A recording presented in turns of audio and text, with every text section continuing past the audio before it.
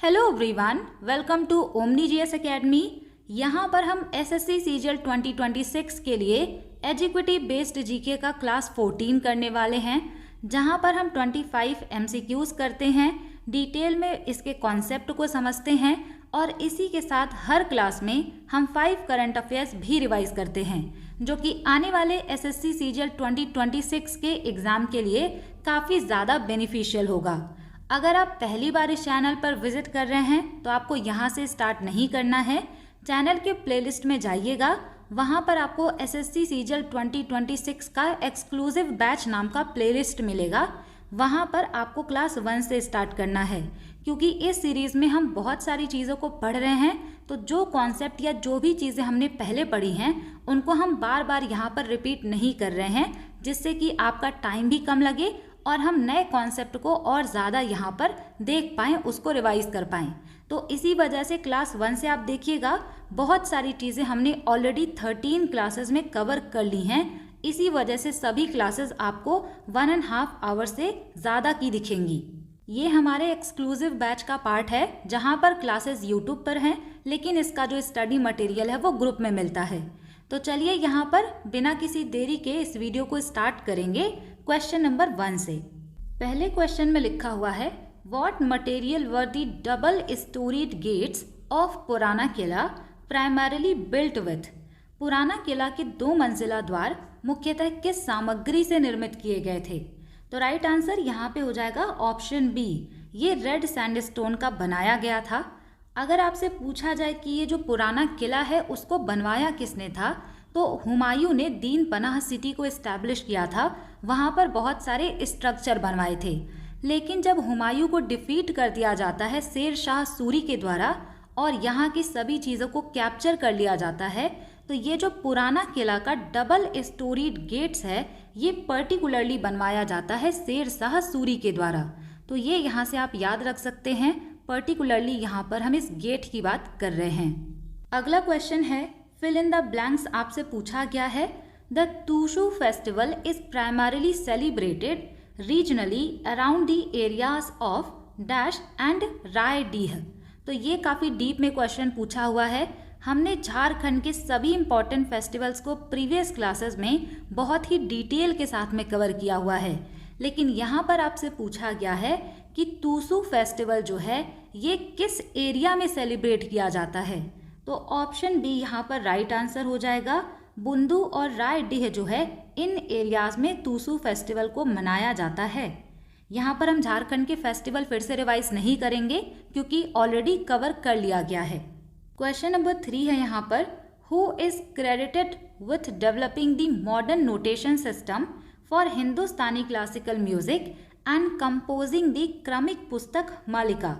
हिंदुस्तानी शास्त्रीय संगीत के लिए आधुनिक संकेतन प्रणाली विकसित करने और क्रमिक पुस्तक मालिका में रागों को संकलित करने का श्रेय किसको दिया जाता है? तो यहाँ पर राइट आंसर हो जाएगा option C, Pandit Vishnu Narayan Bhatkhande of Bombay. इन्हीं को ये क्रेडिट दिया जाता है। अब यहाँ पर अगर आप बैच के स्टूडेंट हैं तो मैंने आपको पहले ही बताया था कि हिंदुस्तानी क्लासिकल म्यूज़िक जो है, यहाँ पर हम कार्नेटिक म्यूज़िक भी, इन सभी को अलग से एक वीडियो में डिस्कस करेंगे, क्योंकि ये इतना बड़ा टॉपिक है, इसके लिए अलग से क्लास चाहिए होगी। तो यहाँ पर जब हम कुछ क्लासेस और कंप्लीट कर लेंगे तो आपको क्लासिकल म्यूज़िक पर एक क्लास मिलेगा, स्पेस एंड टेक्नोलॉजी पे भी एक क्लास मिलेगा, जो कि टॉपिक ऑफ द ईयर रहे हैं। तो ये हम बाद में डील करेंगे। क्वेश्चन नंबर 4 है यहाँ पर, consider the following statement about service rule in table tennis. यहाँ पर टेबल टेनिस में जो सर्विस रूल होता है इससे रिलेटेड 2 स्टेटमेंट दिए गए हैं। पढ़ करके बताना है कि कौन सा यहाँ पर करेक्ट है और कौन सा नहीं। पहले स्टेटमेंट में लिखा हुआ है, at 10-10 service alternates every 2 point. यहाँ पे कह रहे हैं कि जब दोनों का स्कोर 10-10 हो जाता है तो हर 2 अंक पर सर्विस बदल दी जाती है। सेकंड में कह रहे हैं, in the final doubles game receiver order changes when one side reaches 5 point. जब यहाँ पर टेबल टेनिस में डबल गेम होता है तो यहाँ पे जब किसी के द्वारा 5 स्कोर कर लिया जाता है तब यहाँ पे सर्विस को चेंज किया जाता है, यानी कि साइड को चेंज किया जाता है। तो यहाँ पर राइट आंसर हो जाएगा ऑप्शन बी। ये जो सेकेंड स्टेटमेंट दिया गया है ये बिल्कुल सही है। जब भी डबल गेम में एक जो टीम होता है या जो साइड होती है वहाँ पर 5 पॉइंट स्कोर कर लिया जाता है तो साइड को चेंज कर देते हैं। लेकिन यहाँ पे जो लिखा हुआ है कि एवरी 2 पॉइंट पर यहाँ पर सर्विस चेंज होगा जब 10 और 10 स्कोर हो जाता है, तो ये गलत है। अगर यहाँ पर होता एवरी 1 पॉइंट तो ये भी स्टेटमेंट सही होता, 2 पॉइंट पर चेंज नहीं होता है। तो इसी वजह से पहला वाला स्टेटमेंट यहाँ पर गलत दिया हुआ है, दूसरा स्टेटमेंट बिल्कुल सही है। यहाँ पर हम टेबल टेनिस से रिलेटेड कुछ इम्पॉर्टेंट चीज़ों को डिस्कस करेंगे। टेबल टेनिस जो है, सबसे पहले तो आपको ये जानना होगा कि कब ये ओरिजिनेट हुआ, इसका ओरिजिनल नेम क्या था, ये सभी एग्जाम में पूछा हुआ है। तो सबसे पहले ये ओरिजिनेट होता है as a Victorian parlour game in England during the late 19th century. तो ये सबसे पहले विक्टोरियन पार्लर गेम के तौर पर इंग्लैंड में ओरिजिनेट हुआ था लेट 19th सेंचुरी के टाइम पर। अब ये पार्लर गेम क्या होता है, तो ब्रिटिशर्स में यानी विक्टोरियन के टाइम पर जो घर होते थे उसमें जहाँ पर सभी लोग इकट्ठा होते थे, जैसे कि ड्राइंग रूम होता है, तो उसी को पार्लर कहा जाता था। तो ये ऐसा गेम होता था जिसको लोग पहले घरों में खेलते थे डिनर करने के बाद। यहाँ से आपको इतना याद रखना है कि टेबल टेनिस जो है ये इंग्लैंड में ओरिजिनेट हुआ था। इसका ओरिजिनल नेम था गोशिमा, विफ वैफ और पिंग पोंग। और इसका जो नाम है टेबल टेनिस, जो आज हम इसको कह करके बुलाते हैं, ये अडॉप्ट किया था 1921-22 में। अगर आपसे पूछा जाए कि टेबल टेनिस को गवर्न करने के लिए इंटरनेशनल बॉडी कौन सी है, तो इसको गवर्न किया जाता है ITTF के द्वारा, जिसका फुल फॉर्म होता है इंटरनेशनल टेबल टेनिस फेडरेशन। इसको बनाया गया था 1926 में और इसका हेडक्वार्टर है लॉसेने, स्विट्जरलैंड। अब एक सवाल यहाँ पर और भी आता है कि टेबल टेनिस को ओलंपिक में कब लाया गया, तो इसको ओलंपिक में 1988 में जो सोल समर ओलंपिक्स हो रहा था वहाँ पर इंक्लूड किया गया था पहली बार। और एक तरीके से ये नेशनल स्पोर्ट है चाइना का, लेकिन अनऑफिशियल है, यानी कि चाइना ने इसको ऑफिशियली डिक्लेयर नहीं किया है, लेकिन इसका इतना डोमिनेंस है, गवर्नमेंट इसको इतना प्रमोट करती है, इसी वजह से ये वहाँ का नेशनल स्पोर्ट माना जाता है और ये क्वेश्चन भी पूछा हुआ है। इसके अलावा अगर हम यहाँ पर मेजरमेंट की बात करेंगे तो जो भी मेजरमेंट होते हैं टेबल टेनिस में, ये स्ट्रिक्टली रेगुलेट किए जाते हैं इंटरनेशनल टेबल टेनिस फेडरेशन के द्वारा। यहाँ पर आपको इमेज दिख रहा होगा, ये है टेबल टेनिस का टेबल। यहाँ पर बीच में नेट लगा हुआ होता है और आपसे यहीं से चीज़ें पूछी जाएंगी कि किस तरीके का मेजरमेंट यहाँ पर होगा।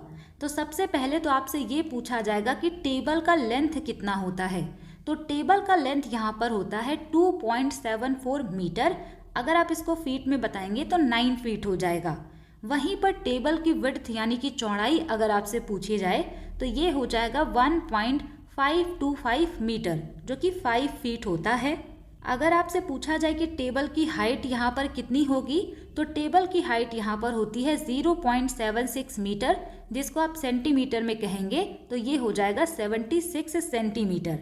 अगर हम इसके हाइट की बात करें, जो यहाँ पर नेट लगा हुआ है, तो ये होता है 15.25 सेंटीमीटर का, जो कि अगर आप इंचेस में मेज़र करेंगे तो ये 6 इंच आएगा। नेट ओवरहैंग यहाँ पर अगर हम बात करें तो ये जो नेट होता है ना, ये साइड से दोनों तरफ 6 इंच बाहर निकला रहता है, जिसको हम नेट ओवरहैंग कहते हैं। वहीं पर इसमें जो बॉल होता है उसका डायमीटर 40 मिलीमीटर्स हो जाएगा और बॉल का वेट होता है 2.7 ग्राम। तो ये कुछ इंपॉर्टेंट मेजरमेंट हैं जो कि एग्जाम में पूछे गए हैं। अब हम यहाँ पर कुछ इंपॉर्टेंट रूल्स की बात करेंगे जहाँ से ये क्वेश्चन है। सबसे पहले यहाँ पर स्कोरिंग आता है। A match is played to 11 points, a player must win by a margin of at least 2 points. तो ये जो मैच होता है ये 11 पॉइंट तक खेला जाता है। इसके बाद जो भी प्लेयर 2 पॉइंट का लीड ले लेता है, यानी कि 2 पॉइंट एक्स्ट्रा जो बना लेता है, वो यहाँ पर जीत जाता है। सर्विस रूल की अगर हम बात करें तो यहाँ पर बोला गया है the ball must rest freely on the open palm of the server's stationary free hand. It must be tossed at least 16 centimetre which is approx 6 inches vertically before being struck. तो यहाँ पे अगर आपको ये नहीं समझ आया तो मैं आपको इसको और सिंपल लैंग्वेज में बताती हूँ। यहाँ पर ये कहा गया है कि जब भी कोई प्लेयर, मान लीजिए यहाँ पर ये टेबल टेनिस का टेबल है, बीच में नेट है और यहाँ पर एक प्लेयर है, तो जब भी ये बॉल को सर्व करेंगे तो ये उस बॉल को अपने हथेली पर रखेंगे और उसको कम से कम हवा में उछालेंगे 16 सेंटीमीटर जो कि 6 इंचेस होता है, तब जाकर ये उसको स्ट्राइक करेंगे ताकि वो इनके सामने वाले प्लेयर के पास जाए। तो ये सर्विस रूल होता है। यहाँ पर सर्विस रोटेशन जो है, यहीं से आपका ये क्वेश्चन था। सर्विस चेंजेस एवरी 2 पॉइंट, तो यहाँ पे जो सर्विस होता है ये हर 2 पॉइंट पर चेंज किया जाता है।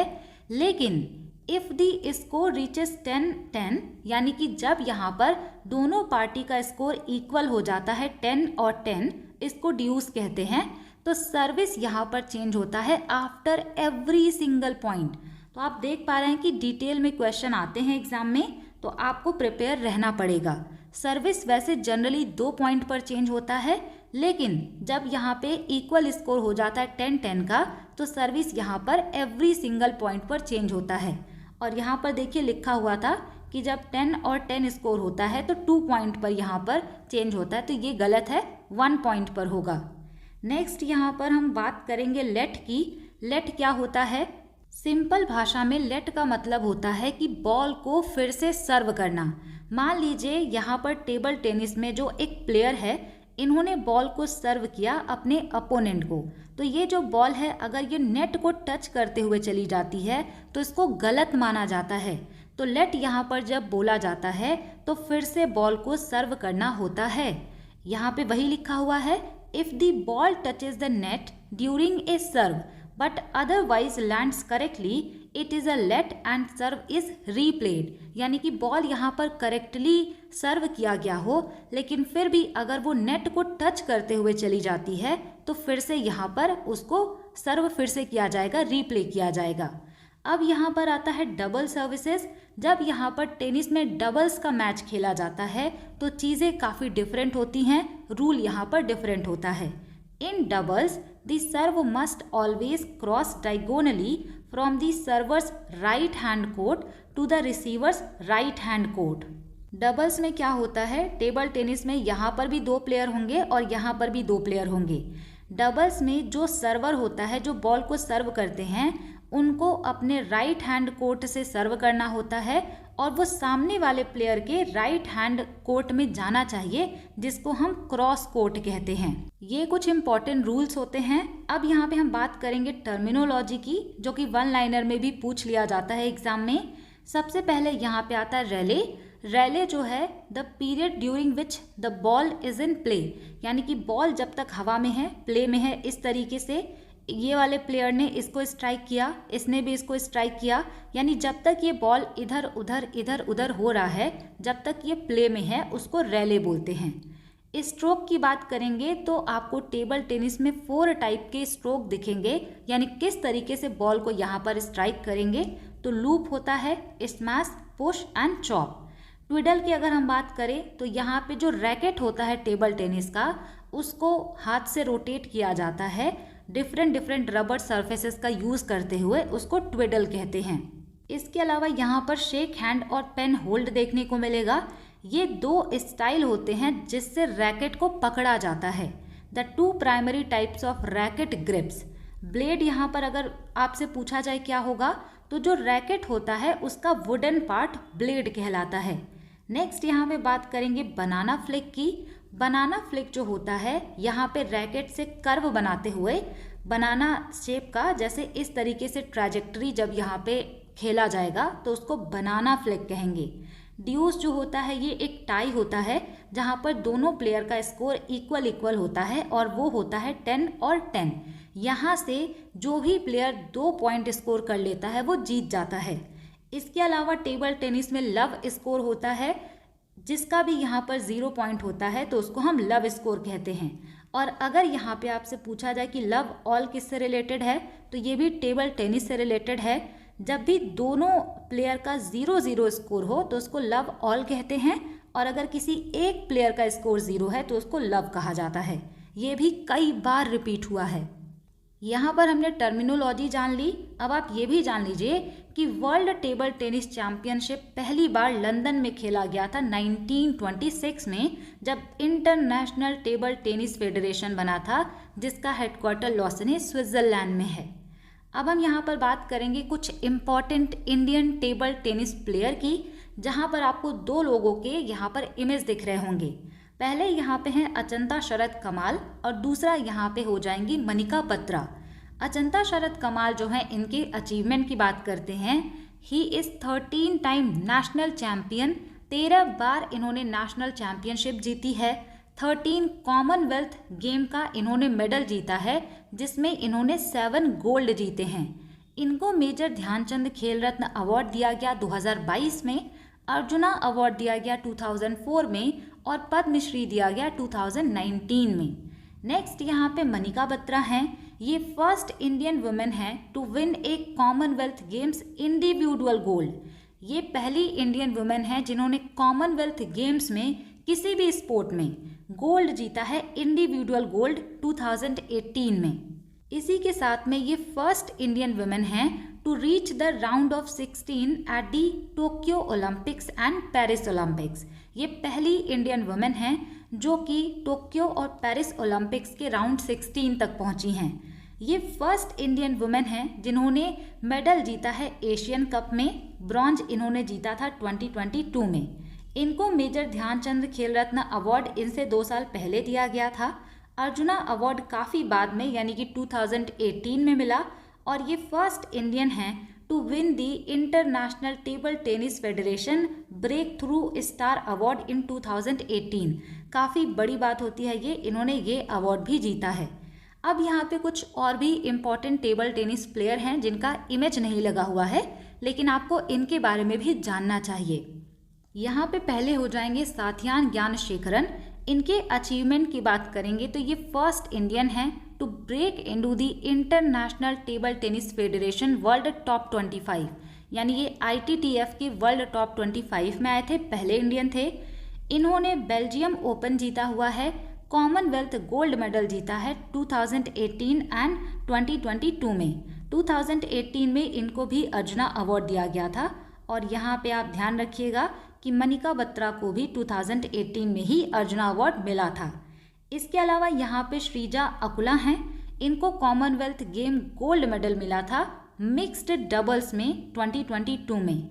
First Indian to win WTT contender singles title Lagos 2024। यहाँ से आपको ये पॉइंट ध्यान में रखना है, ये फर्स्ट इंडियन प्लेयर हैं जिन्होंने WTT कंटेंडर सिंगल्स टाइटल जीता था, जो कि लेगोस 2024 में हुआ था। ये हैदराबाद से रिलेटेड हैं। नेक्स्ट यहाँ पे हरमीत देसाई हैं। इन्होंने भी multiple time Commonwealth games gold जीता है, तो नाम याद रखेंगे और स्पोर्ट यहाँ पर टेबल टेनिस है। नेक्स्ट यहाँ पे मानव ठक्कर हैं। ये फॉर्मर वर्ल्ड नंबर 1 हैं इन दी अंडर 21 कैटेगरी। इसके अलावा दिव्यांशी भौमिक की बात करेंगे तो इन्होंने हिस्ट्री बनाया है 2025 में bye winning the under 15 Asia youth title. तो इन्होंने जो है अंडर 15 एशिया यूथ टाइटल जीता 2025 में। उसी के साथ इन्होंने हिस्ट्री क्रिएट की है क्योंकि ये फर्स्ट इंडियन है 36 ईयर्स में ऐसा करने वाली। तो ये यहाँ पर इम्पॉर्टेंट है। तो अभी तक हमने टेबल टेनिस को जान लिया। अब हम यहाँ पर इसी से रिलेटेड जो ग्रैंड स्लैम होता है उसकी भी बात करेंगे, क्योंकि ग्रैंड स्लैम से रिलेटेड क्वेश्चंस भी हर बार एग्जाम में पूछे जाते हैं। ग्रैंड स्लैम को मेजर्स के नाम से जाना जाता है और यहाँ पर 4 एनुअल टेनिस टूर्नामेंट्स होते हैं। 4 ग्रैंड स्लैम कौन कौन से हैं और वो किस मंथ में होते हैं, कहाँ पर होते हैं, ये भी जानना ज़रूरी है। ऑस्ट्रेलियन ओपन जो है ये ऑस्ट्रेलिया में होगा, जनवरी में इसको होस्ट किया जाता है। 2026 का भी ऑस्ट्रेलियन ओपन हो चुका है और इसमें भी रिकॉर्ड बनाया गया है। क्या रिकॉर्ड है इसको अभी देखेंगे। फ्रेंच ओपन जो है ये मई जून के टाइम पर खेला जाता है पेरिस फ्रांस में। विम्बलेडन जो है ये जून जुलाई में लंदन यूके में खेला जाएगा। यूएस ओपन जो है ये अगस्त सितंबर में न्यूयॉर्क यूएसए में खेला जाएगा। तो ये 4 ग्रैंड स्लैम हैं। अब कई बार एग्जाम में पूछा जाता है कि ये किस सरफेस पे खेले जाते हैं। यहाँ पर जो यूएस और ऑस्ट्रेलियन ओपन होता है वो हार्ड कोर्ट पर खेला जाता है, और जो फ्रेंच ओपन होता है इसको रोलैंड गैरोस भी कहते हैं, ये क्ले कोर्ट पर खेला जाता है।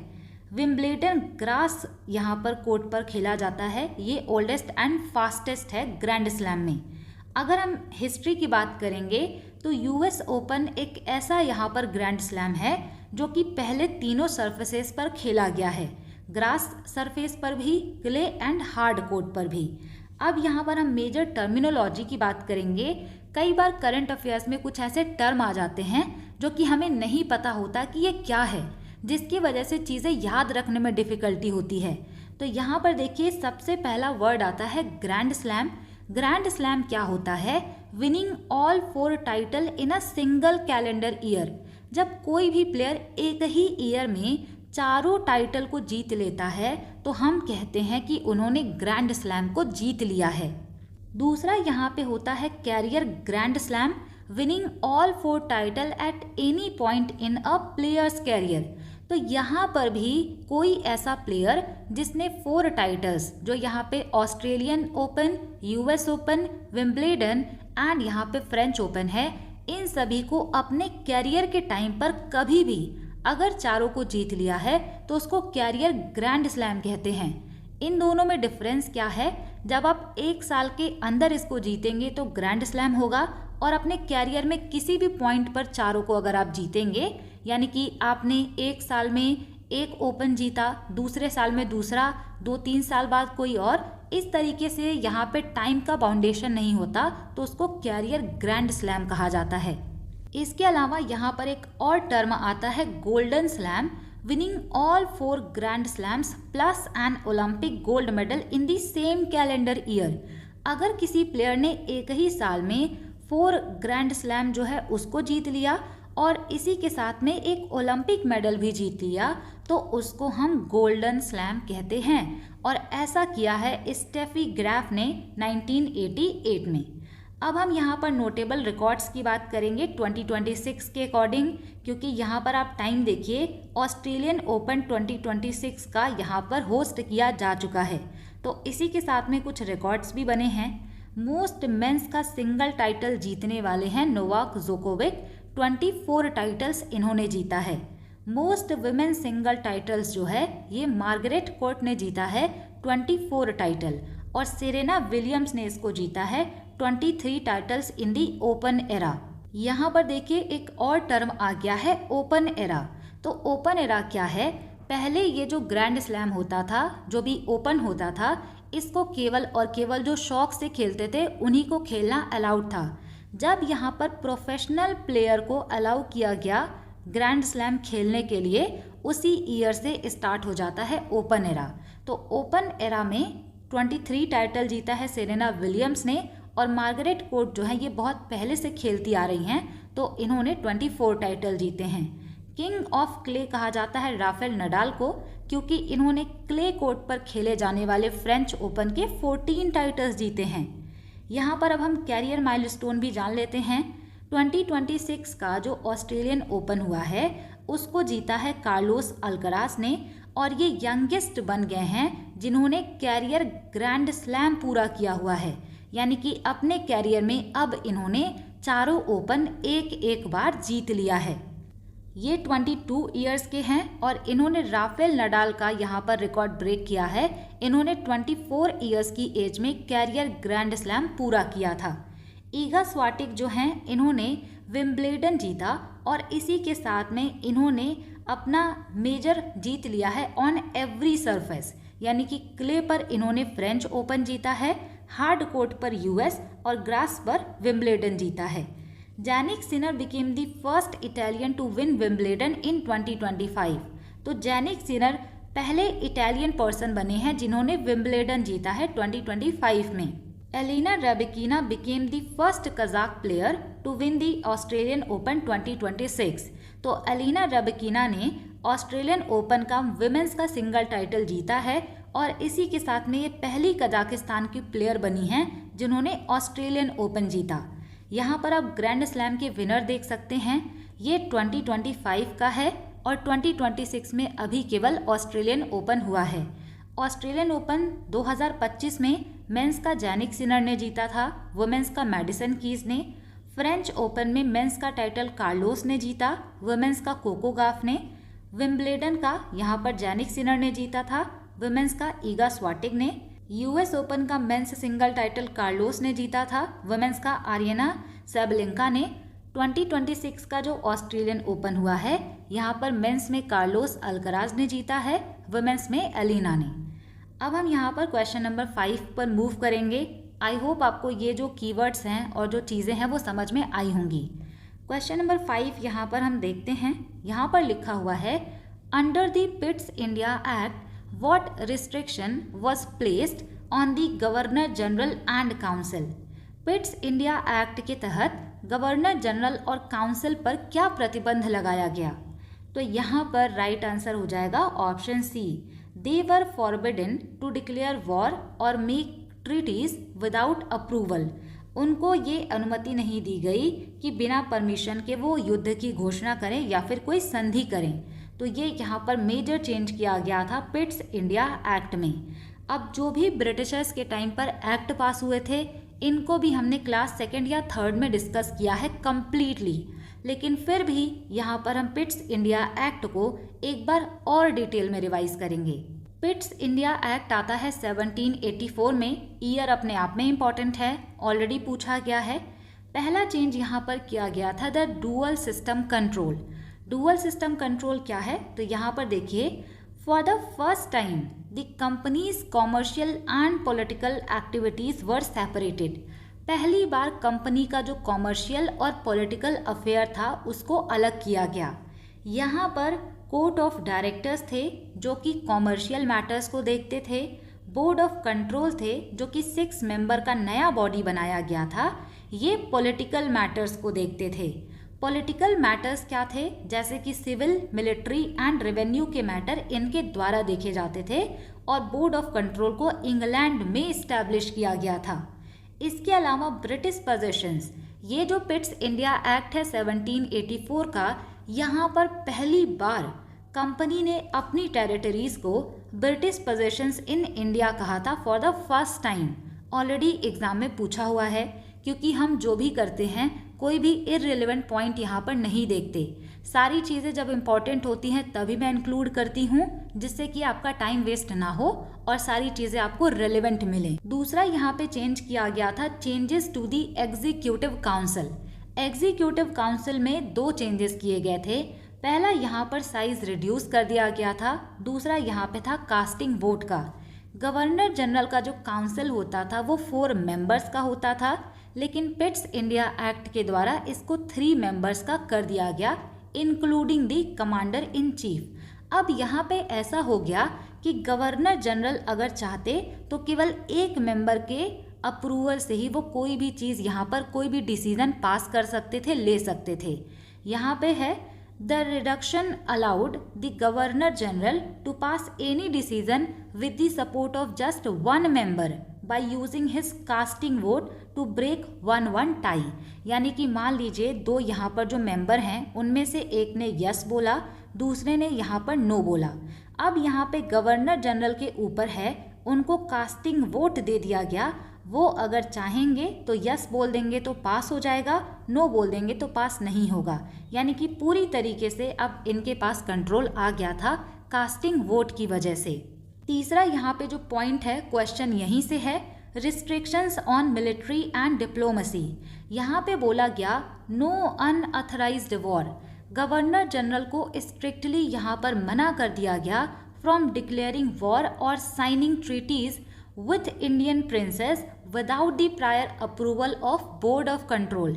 बिना बोर्ड ऑफ कंट्रोल के अप्रूवल के गवर्नर जनरल ना ही वॉर डिक्लेयर कर सकते थे और ना ही ये ट्रीटीज को साइन कर सकते थे।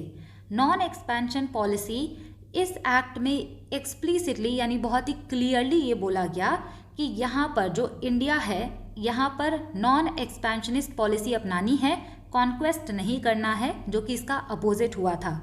इसके अलावा जो governor of Bombay and governor of Madras थे उनको गवर्नर जनरल ऑफ बंगाल के सबऑर्डिनेट बना दिया गया था, यानी कि गवर्नर जनरल ऑफ बंगाल काफ़ी ज़्यादा पावरफुल हो गया था। नेक्स्ट यहाँ पे चेंज किया गया था, एंटी करप्शन मेजर्स लिए गए थे। यहाँ पर बोला गया था all civil and military officers, इन सभी को अपने जो भी प्रॉपर्टी और एसेट हैं इंडिया में भी और ब्रिटेन में भी, इसको 2 मंथ के अंदर अंदर यहाँ पर डिस्क्लोज करना है, जिससे कि ब्राइबरी यानी कि रिश्वत को प्रिवेंट किया जा सके। तो ये प्रॉपर्टी डिस्क्लोजर का स्टेप यहाँ पर लिया गया था। तो ये 4 यहाँ पर पॉइंट्स हैं जो कि चेंज किए गए थे पिट्स इंडिया एक्ट 1784 में, और ये काफ़ी डिटेल्ड है। अब अगर क्वेश्चन पूछा जाएगा तो इससे बाहर जाने के चांसेस नहीं हैं। नेक्स्ट यहाँ पर अब हम क्वेश्चन करेंगे। क्वेश्चन नंबर 6 है, what is meant by an own goal in football. यहाँ पे कहने की ओन गोल का मतलब क्या होता है फुटबॉल में। तो option C is the right answer. A goal scored accidentally into one's own net. अगर किसी ने गलती से अपने ही नेट में गोल कर दिया तो उसको ओन गोल कहते हैं। अब यहाँ पर देखिए, अगर आप क्लास 1 से देखेंगे तो आपको बेनिफिट होगा, क्योंकि फुटबॉल से रिलेटेड चीज़ों को ऑलरेडी हमने डिस्कस किया हुआ है। लेकिन फिर भी यहाँ पर एक बार हम कुछ और इम्पॉर्टेंट पॉइंट्स को डिस्कस करेंगे। सबसे पहला पॉइंट यहाँ पर मैंने लिखा है इम्पॉर्टेंट कप्स एंड ट्रॉफीज़ का, क्योंकि इससे भी क्वेश्चन आते हैं। इंटरनेशनल लेवल पर अगर हम बात करेंगे तो आप सभी को पता होगा कि फीफा वर्ल्ड कप होता है। ये मोस्ट प्रेस्टिजियस फुटबॉल का कप है जो कि 1930 में स्टार्ट हुआ था। फर्स्ट यहाँ पर विनर था उरुग्वे। दूसरा यहाँ पे था जूलियस रिमेट ट्रॉफी। ये जो है ये फीफा के 3rd प्रेसिडेंट थे, तो इन्हीं के नाम पर फीफा जो ट्रॉफी है उसका रियल नेम यही था। बाद में 1970 में इसको चेंज किया जाता है। The original FIFA world cup trophy, यानी कि ये फीफा वर्ल्ड कप ट्रॉफी का ओरिजिनल नेम था, जिसको 1970 में चेंज कर दिया गया। अगला यहाँ पे कोपा अमेरिका कप आता है। ये oldest international continental football competition है, यानी कि एक कॉन्टिनेंट तक सीमित था, साउथ अमेरिका। मेरेडेका कप की बात करेंगे तो ये एशियन फुटबॉल से एसोसिएटेड है। मलेशिया में इसको खेला जाता है, और मलय जो लैंग्वेज होता है उसमें मेरेडेका का मतलब होता है इंडिपेंडेंस। अब यहाँ पर हम इंडिया से रिलेटेड फुटबॉल की बात करेंगे नेशनल लेवल पर, तो इसमें आपको डूरंड कप देखने को मिलेगा, Santosh trophy, BC Roy trophy and IFA shield. Durand cup जो है ये ओल्डेस्ट फुटबॉल टूर्नामेंट है इन एशिया। स्टार्टेड इन 1888 में स्टार्ट होता है और सबसे ओल्डेस्ट है एशिया में। संतोष ट्रॉफी जो है ये नेशनल फुटबॉल चैंपियनशिप है स्टेट्स के लिए, जो कि 1941 में स्टार्ट हुआ। बीसी रॉय ट्रॉफी जो है ये नेशनल जूनियर चैंपियनशिप के लिए होता है अंडर 19 की कैटेगरी में। IFA shield is one of the oldest club competition in India, यानी ये ओल्डेस्ट क्लब कंपटीशन है इंडिया का, 1893 में स्टार्ट हुआ था। यहाँ से ये दोनों तो काफ़ी ज़्यादा इम्पॉर्टेंट हैं। अगर हम यहाँ पर मेजरमेंट एंड रूल्स की बात करेंगे तो ये फुटबॉल का कोर्ट या ग्राउंड आप कह सकते हैं। यहाँ पे आपको सेंटर स्पॉट दिखेगा, सेंटर सर्कल है, हाफवे लाइन है, ये इसका लंबाई है और ये इसका चौड़ाई है। इस तरीके से यहाँ पर पेनाल्टी स्पॉट है, 6 यार्ड बॉक्स है, पेनाल्टी एरिया है, यानी बहुत सारे यहाँ पे चीज़ें हैं। यहाँ पे आपको याद रखना है कि ये जो फील्ड का लेंथ होता है ये 90 से 120 मीटर होगा, लेकिन अगर इंटरनेशनल मैच है तो 100 से 110 मीटर होगा। यहाँ पर आप देख रहे होंगे 90 से 120, ये जो होता है ये 45 से 90 मीटर होता है, लेकिन जब इंटरनेशनल खेला जाएगा तो 64 से 75 मीटर होगा। बॉल जो होता है इसका सरकमफेरेंस होता है 68 टू 70 सेंटीमीटर। बॉल वेट जो है ये 410 ग्राम से 450 ग्राम होता है। दिल्ली पुलिस में आई थिंक एक बार क्वेश्चन पूछा गया था काफ़ी डिटेल में। साइज़ 5 का ये स्टैंडर्ड यहाँ पर मेज़रमेंट है।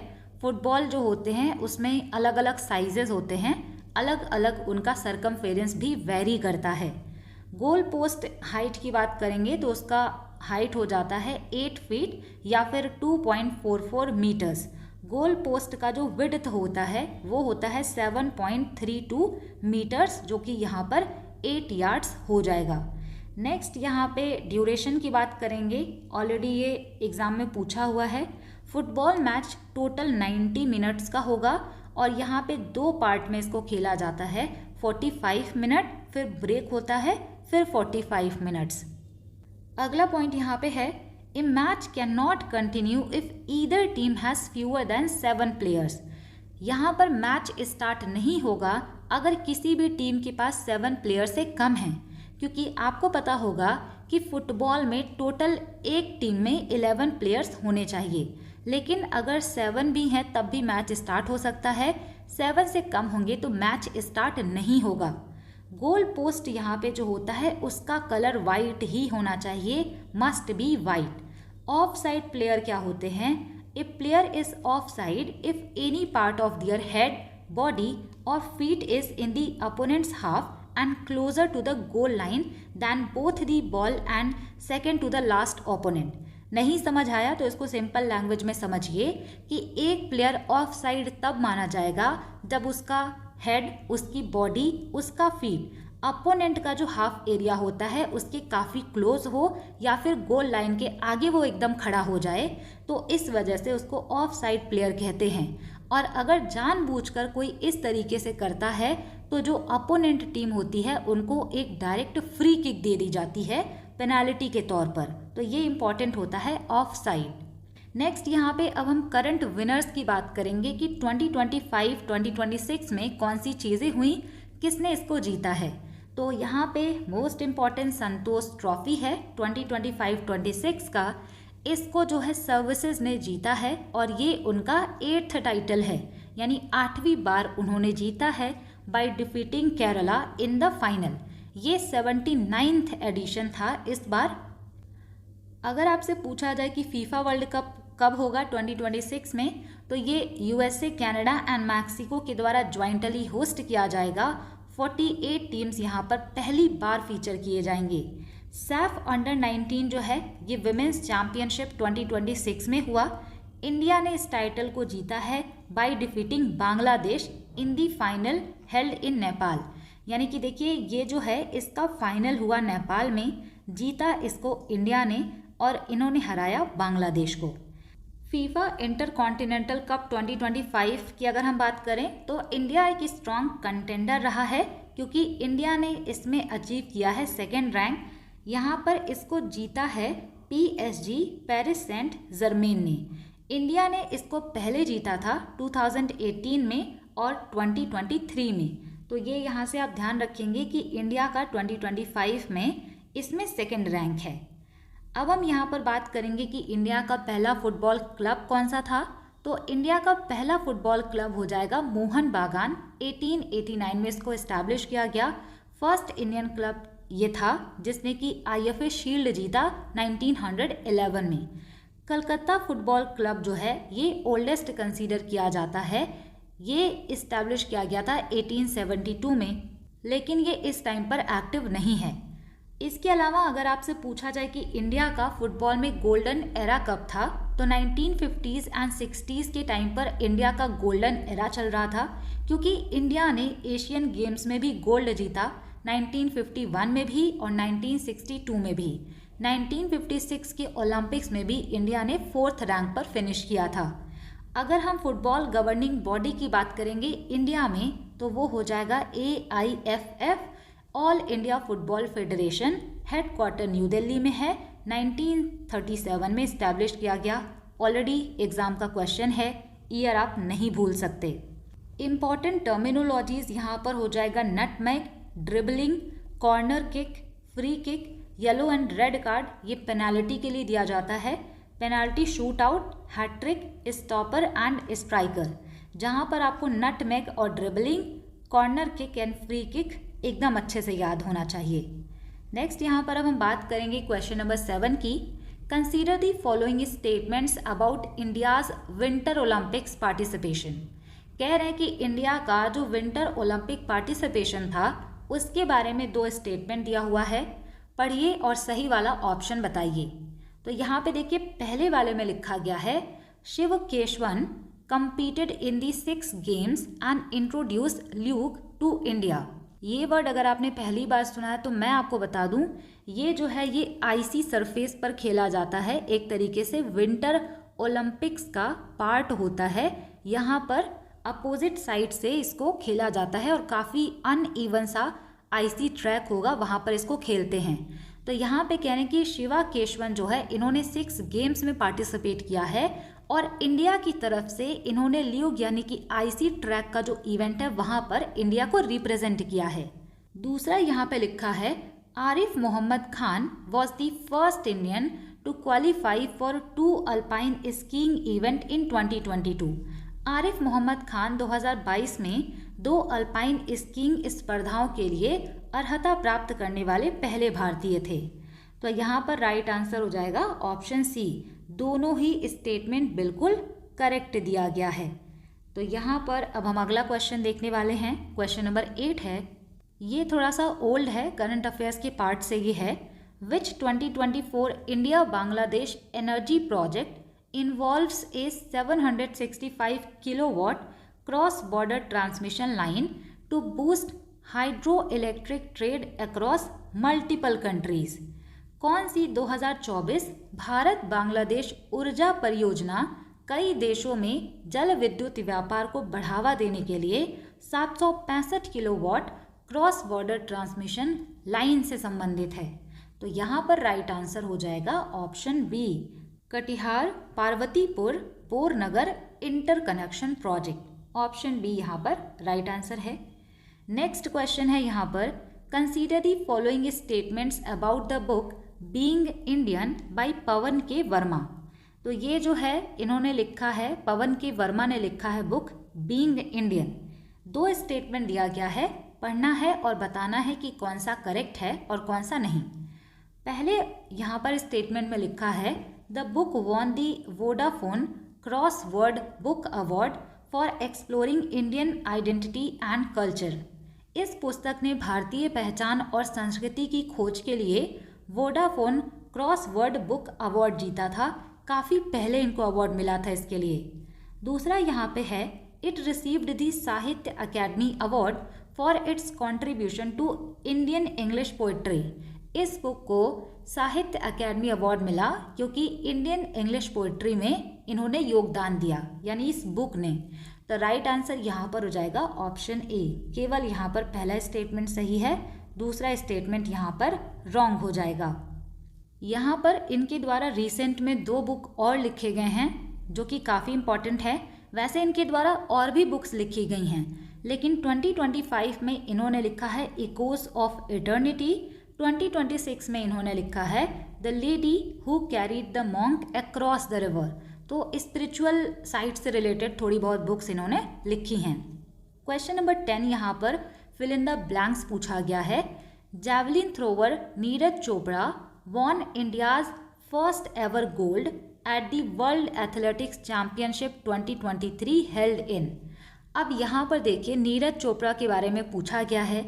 अगर आप प्रॉपरली सीरीज़ को फॉलो कर रहे हैं तो एक क्लास में मैंने नीरज चोपड़ा से रिलेटेड जितने भी अचीवमेंट, जितने भी रिकॉर्ड थे, वो सब एक जगह पर मैंने बताया है और वहाँ पर ये चीज़ भी मैंने मेंशन किया था कि वर्ल्ड एथलेटिक्स 2023 में इन्होंने इंडिया से पहला गोल्ड मेडल जीता था।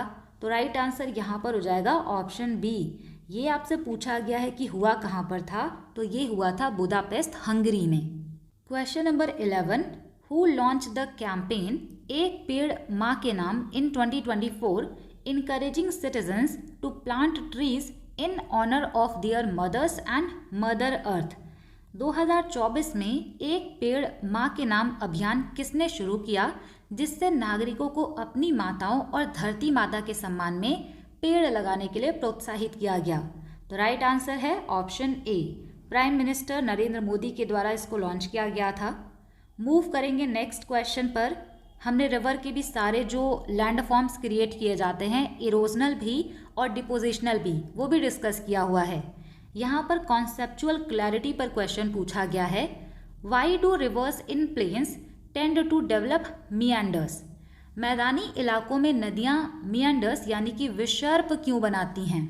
तो राइट आंसर यहाँ पर हो जाएगा option C, lateral erosion in the flat terrain. जो भी फ्लैट सरफेस होता है वहाँ पर ये लेटरल इरोजन करती हैं, तो इसी वजह से मियांडर का डेवलपमेंट होता है। रिवर जब ओरिजिनेट होती है, अपने यूथफुल स्टेज में होती है, तो इरोजनल फीचर काफ़ी ज़्यादा फास्ट होता है, काफ़ी ज़्यादा एग्रेसिव होता है। लेकिन जैसे जैसे रिवर प्लेन की तरफ आती है तो वहाँ पर उतनी तेज़ी से इरोजनल फीचर नहीं दिखाए जा सकते। और इसी के साथ में रिवर जैसे जैसे आगे बढ़ेगी, प्लेन एरिया में आएगी, तो बहुत सारे सेडिमेंट भी अपने साथ लेकर आती है।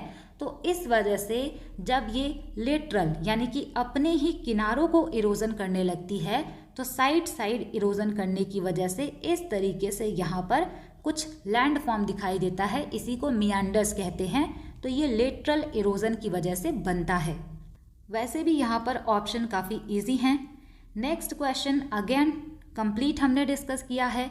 फिल इन द ब्लैंक्स में पूछा गया है, NASA's Nisar mission maps the entire land and ice surface of the earth every. कह रहे हैं कि जो नासा का निसार मिशन है, ये प्रत्येक कितने दिनों में पृथ्वी की संपूर्ण भूमि और बर्फ की सतह का मानचित्रण करता है। तो ये कंप्लीट जो है 12 डेज में मैपिंग कर देता है। और ये जो है 4 सेंटीमीटर यानी कि काफ़ी नीचे लेवल तक भी ये मॉनिटरिंग करता है, इमेजिंग करता है। तो काफ़ी इम्पॉर्टेंट है ये निसार मिशन।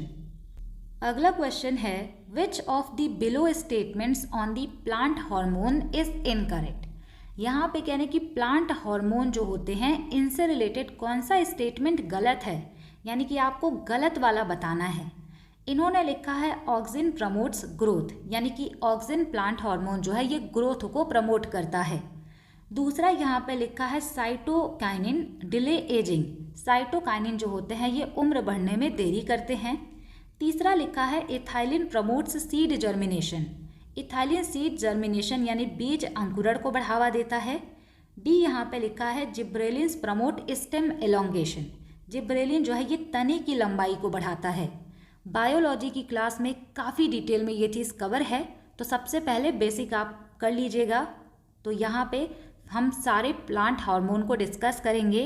राइट आंसर यहाँ पे हो जाएगा ऑप्शन सी। इथाइलिन जो है ये सीड जर्मिनेशन को प्रमोट नहीं करता। आपसे देखिए इनकरेक्ट वाला यहाँ पर पूछा गया था। यहाँ पे लिखा है कि सीड जर्मिनेशन प्रमोट करता है, जबकि ये सीड जर्मिनेशन प्रमोट नहीं करता। यही यहाँ पर इनकरेक्ट होगा। अब हम यहाँ पर प्लांट हार्मोन्स की बात करेंगे। Plant hormones also known as phyto hormones. Plant hormones को फाइटो हार्मोन कहते हैं। They are the chemical messengers that regulate the growth, development and longevity of plant.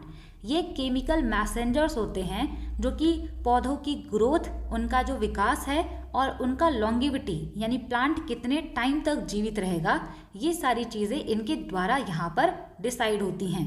They are broadly classified into 2 categories. जो भी plant hormone होते हैं ये 2 categories में यहाँ पर डिवाइडेड होते हैं। एक होता है जीपी यानी कि ग्रोथ प्रमोटर। जिस प्लांट हार्मोन की वजह से ग्रोथ बढ़ती है उसको ग्रोथ प्रमोटर कहते हैं। एक यहाँ पे होता है जीआई यानी कि ग्रोथ इनहिबिटर, जिसकी वजह से ग्रोथ यहाँ पर रुक जाती है, उसको ग्रोथ इनहिबिटर्स कहा जाता है। तो यहाँ पर हम पहली कैटेगरी के हार्मोन को पढ़ते हैं, plant growth promoter. Plant growth promoter में आपको ऑक्सिन हार्मोन मिलेगा, जिब्रेलिन है और इसके अलावा यहाँ पर है साइटोकाइनिन। जब प्लांट ग्रोथ इनहिबिटर की बात करेंगे, एब्सिसिक एसिड आएगा और यहाँ पर आएगा इथाइलिन। तो यहाँ पे 5 मेजर प्लांट हार्मोन होते हैं जो कि आपको डिटेल में जानना है। पहला यहाँ पर है ऑक्सिन हार्मोन, जिसको कहा जाता है द ग्रोथ हार्मोन। इसके लोकेशन की बात करेंगे तो ये प्रोड्यूस होते हैं in the growing tips of stems and roots. यानी ये आपको जो ग्रोइंग टिप्स होते हैं, ऊपर का हिस्सा, एपेक्स में ये आपको देखने को मिलेगा, जिसकी वजह से ग्रोथ बढ़ती है। इसके की फंक्शंस की बात करेंगे तो आपको ये हेडिंग आप याद रखिएगा। पहला यहाँ पे है सेल इलोंगेशन। ये सेल को जो है इलोंगेट कर देते हैं, जिससे कि लेंथ बढ़ती है और लेंथ बढ़ेगी तो ग्रोथ अपने आप बढ़ेगा। They increase the length of stem and root. ये स्टेम और रूट यानी कि तने और जड़ की लंबाई को बढ़ा देते हैं। दूसरा यहाँ पे है एपिकल डोमिनेंस, इसमें देखने को मिलता है। Inhibits the growth of lateral buds, यानी कि जो साइड के बड्स होते हैं उनके ग्रोथ को ये रोकता है, प्लांट को ये लंबा होने में हेल्प करता है, इसी वजह से ये टिप्स पर पाया जाता है। ट्रॉपिज्म यहाँ पर देखने को मिलता है, ये रिस्पॉन्सिबल होते हैं फोटोट्रॉपिज्म के लिए। कई बार बहुत सारे प्लांट ऐसे होते हैं जो कि सन जैसे जैसे मूव करता है उसी के डायरेक्शन में वो फेस करते हुए दिखाई देंगे। तो ये जो क्वालिटी है फोटोट्रॉपिज्म की, ये ऑक्सिन की वजह से होगी।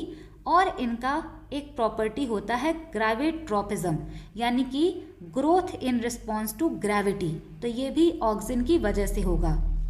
फोर्थ यहाँ पे इनका फंक्शन होता है रूट इनिशिएशन करने का। तो ये हॉर्टिकल्चर में यूज़ किए जाते हैं जिससे कि रूटिंग हो पाए जब स्टेम कटिंग की जाती है। इसका एग्जाम्पल है IAA, इंडोल 3 एसिटिक एसिड। ये नेचुरल ऑक्सिन है। 2,4-D is a synthetic auxin used in weedicide में इसको यूज़ किया जाता है।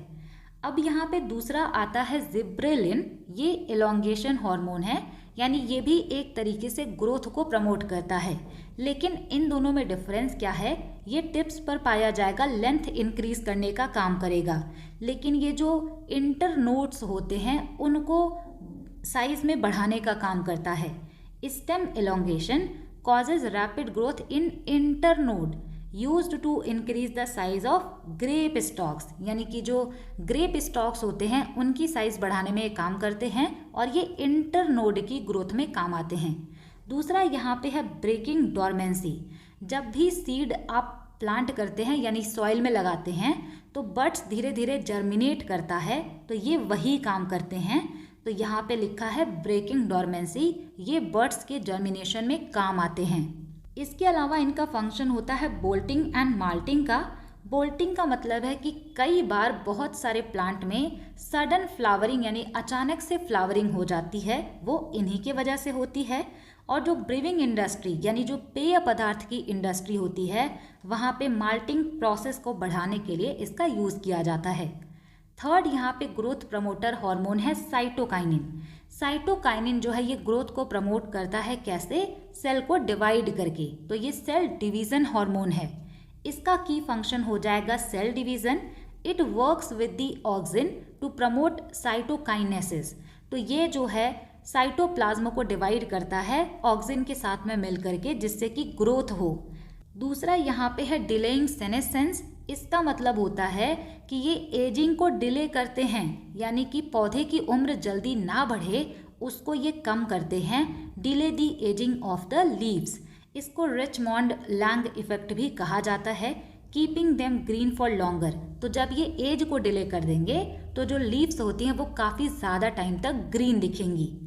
तीसरा यहाँ पे है ओवरकमिंग एपिकल डोमिनेंस। तो ये जो है एपिकल डोमिनेंस होता है जहाँ पर केवल ऊपर के चीज़ें यहाँ पर बढ़ती हैं, तो उसको ये ओवरकम करते हैं क्योंकि ये लेटरल ब्रांचेस को बढ़ाने का काम करते हैं। जो साइड में ब्रांचेस होती हैं उनको बढ़ाते हैं, जिससे कि प्लांट जो है वो बुशी हो जाता है, यानी झाड़ीदार दिखेगा, थोड़ा वॉल्यूम दिखेगा। टिश्यू कल्चर में इनका काम है। लैब्स में ये काफ़ी ज़्यादा इम्पॉर्टेंट होते हैं क्योंकि ये प्लांट्स में शूट के फॉर्मेशन को यहाँ पर शुरू करते हैं, इनिशिएट करते हैं। अब यहाँ पर दो प्लांट हार्मोन हैं जो कि प्लांट ग्रोथ इनहिबिटर होते हैं, यानी प्लांट की ग्रोथ को ये नहीं होने देते। ये स्ट्रेस हार्मोन की तरीके से काम करते हैं। तो जैसे अगर किसी पे स्ट्रेस होता है तो वो अपना काम नहीं कर पाते, वो अपने करियर में आगे नहीं बढ़ पाते, तो ठीक इसी तरीके से ये प्लांट में स्ट्रेस हार्मोन का काम करेगा। तो इसमें पहला है एब्सिसिक एसिड। इसका काम होता है स्टोमेटल क्लोजर। तो स्टोमेटा जो है वो वाटर स्कार्सिटी के टाइम पर बंद हो जाता है, जिससे कि ट्रांसपिरेशन ना हो, यानी कि वाटर का लॉस ना हो। दूसरा है इंड्यूसिंग डोरमेंसी। ये सीड को रेस्टिंग स्टेट में डाल देते हैं, जिससे कि वो बैड वेदर के टाइम पर जर्मिनेट ना हो। तीसरा है एब्सेशन, यानी कि ये प्रमोट करते हैं falling of leave, fruit and flower, यानी कि पत्तियाँ और जो फल हैं और फूल हैं वो गिर जाएं, फॉल हो जाएं, उसको ये प्रमोट करते हैं। तीसरा है एंटागोनिस्ट। ये अक्सर काम करते हैं अगेंस्ट दी जिब्रेलिन। पांचवा और फाइनल प्लांट हार्मोन है एथाइलिन, जिसको द राइपनिंग हार्मोन कहते हैं। And it is the only hormone that exist in a gaseous state. ये इकलौता ऐसा हार्मोन है जो गैसियस स्टेट में होता है। राइपनिंग हार्मोन क्यों कहते हैं? क्योंकि ये फलों को पकाने के काम में आता है। जैसे कि बनाना, मैंगो, आपको मार्केट में जब दिखता होगा तो बहुत सारे आर्टिफिशियली उसको पकाए जाते हैं। ट्रिपल रिस्पॉन्स ये देता है, help seedlings navigate obstacles in the soil by slowing elongation and thickening the stem. तो ये सीडलिंग की हेल्प करते हैं कि सॉइल में जो भी ऑब्स्टेकल आ रहा है उसको ये रिस्पॉन्ड कर पाए। ये भी एब्सेशन को प्रमोट करते हैं, यानी कि पत्तियां और फूल शेड हो जाएं, गिर जाएं, उसमें ये प्रमोट करेंगे। इसका कॉमर्शियल यूज़ होता है। Ethephon is the most common chemical use to release ethylene in agriculture. तो इथाइलिन को रिलीज करने के लिए एथोफॉन यूज़ किया जाता है एग्रीकल्चर में। तो यहाँ पे देखिए हमने 5 जो प्लांट हार्मोन होते हैं इसको फिर से रिवाइज कर लिया है। यहाँ पर पूछा हुआ था, इनकरेक्ट वाला ये वाला आंसर था। अब हम अगले क्वेश्चन पर मूव करेंगे। क्वेश्चन नंबर 15 है, which of the following disputes fall under the supreme court's exclusive original jurisdiction as per article 131 of the Indian constitution. भारतीय संविधान के अनुच्छेद 131 के अनुसार निम्नलिखित में से कौन सा विवाद सर्वोच्च न्यायालय के अनन्य मूल क्षेत्र के अंतर्गत आता है? सबसे पहले ये समझिए कि ओरिजिनल ज्यूरिसडिक्शन होता क्या है। ओरिजिनल ज्यूरिसडिक्शन का मतलब ये है कि ऐसा कौन सा केस है जिसमें डायरेक्टली सुप्रीम कोर्ट के पास जाया जाता है और किसी कोर्ट के पास नहीं, तो उसी को हम कहते हैं ओरिजिनल ज्यूरिसडिक्शन। तो इसी का एग्जाम्पल पूछा है। राइट आंसर यहाँ पर हो जाएगा option C, disputes between centre and one और मोर स्टेट। अगर सेंटर और स्टेट के बीच या फिर स्टेट्स के बीच आपस में ही कोई डिस्प्यूट हो जाता है तो ये डील किया जाता है सुप्रीम कोर्ट ऑफ इंडिया के द्वारा, और इसी को उनका ओरिजिनल ज्यूरिसडिक्शन भी कहा जाता है। ऑप्शन सी राइट आंसर है। अब यहाँ पर सुप्रीम कोर्ट को भी रिवाइज कर लेते हैं ब्रीफ में। सुप्रीम कोर्ट जो है ये इंडिया का फाइनल इंटरप्रेटर है and guardian of the constitution है, यानी कि कॉन्स्टिट्यूशन का फाइनल इंटरप्रेटर होता है सुप्रीम कोर्ट और कॉन्स्टिट्यूशन का ये गार्जियन भी है। कॉन्स्टिट्यूशन की बात करें तो सुप्रीम कोर्ट के बारे में हमारे संविधान के पार्ट 5 में दिया गया है। पार्ट 5 में भी जो चैप्टर 4 आता है वहाँ पर इसके बारे में बताया गया है, द यूनियन जुडिशरी। यहाँ पर सुप्रीम कोर्ट का रिट ज्यूरिसडिक्शन भी होता है जो आर्टिकल 32 में आता है। इसको कहते हैं राइट टू कॉन्स्टिट्यूशनल रेमेडीज। जब किसी का फंडामेंटल राइट वायलेट होता है तो वो सुप्रीम कोर्ट के पास जा सकते हैं, जिससे कि सुप्रीम कोर्ट रिट्स इशू करता है। तो यहाँ पे 5 टाइप्स के रिट्स इशू किए जाते हैं, habeas corpus, mandamus, prohibition and certiorari quo warranto. तो ये क्या होते हैं आगे की क्लासेस में हम पढ़ते रहेंगे। यहाँ पर हम बात कर लेते हैं कि इम्पॉर्टेंट आर्टिकल कौन कौन से हैं सुप्रीम कोर्ट से रिलेटेड। आर्टिकल 124 कई बार रिपीट हुआ है, establishment and constitution of the supreme court of India, यानी कि भारत में सुप्रीम कोर्ट होगा, उसमें जजेस कैसे अपॉइंट होंगे, उनका क्वालिफिकेशन क्या होगा, उनको रिमूव कैसे करेंगे, तो ये सारे प्रोसेस यहाँ पर दिए हुए हैं। आर्टिकल 129 बात करता है supreme court to be a court of record. तो सुप्रीम कोर्ट के जो भी जजमेंट होते हैं उनको रखा जाता है जिससे कि आगे के केसेस में रेफरेंस लिया जा सके, और कई बार बहुत सारे केसेस में जो प्रीवियस जजमेंट होते हैं उनसे हेल्प मिलती है। आर्टिकल 141 कहता है law declared by the supreme court shall be binding on all court with in the territory of India, यानी कि अगर सुप्रीम कोर्ट ने कोई लॉ डिक्लेयर किया है तो वो पूरे जो भी कोर्ट है इंडिया में उन सभी पर बाइंडिंग होगा, सबको मानना पड़ेगा।